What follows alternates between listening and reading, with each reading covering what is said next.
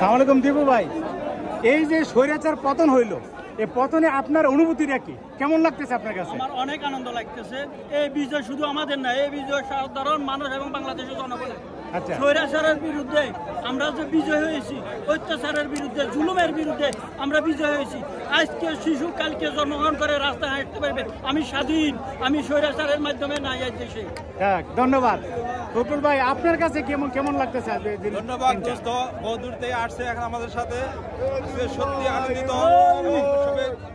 প্রথমে আমি যাদের রক্তের বিনিময় আজকে আমরা অর্জন করছি, তাদের আত্মার মাগফিরাত কামনা করছি এবং চেয়েছি বিজয়। এই বিজয় চাই না যে সে পালিয়ে যাবে, এখানে আমার দুঃখটা রয়ে গেল। ধন্যবাদ জানাই যাদের বিনিময় আজকে বিজয় অর্জন করছি, তাদের আত্মার মাগফিরাত করে আবারও বিদায় নিচ্ছি। খুদাহাফেজ, বাংলাদেশ জিন্দাবাদ। রাজেল ভাই, কেমন লাগছে আজকের এই দিনটা? ভাষায় প্রকাশ করতে পারি না। আমরা প্রবাসীদের কাছে চির অমরে থাকবে ছাত্র জনতা এবং কি সারা বাংলার মানুষ। আমি জানি না আমি কি থ্যাংক ইউ। জাতীয় বন্ধুগণ, আমরা শ্রদ্ধার সাথে স্মরণ করতেছি আমাদের শহীদ ভাইদেরকে, যাদের আত্মার এবং শহীদের কারণে আজকে আমরা একটা স্বাধীন বাংলাদেশ আবার নতুন করে জন্মগ্রহণ করেছে।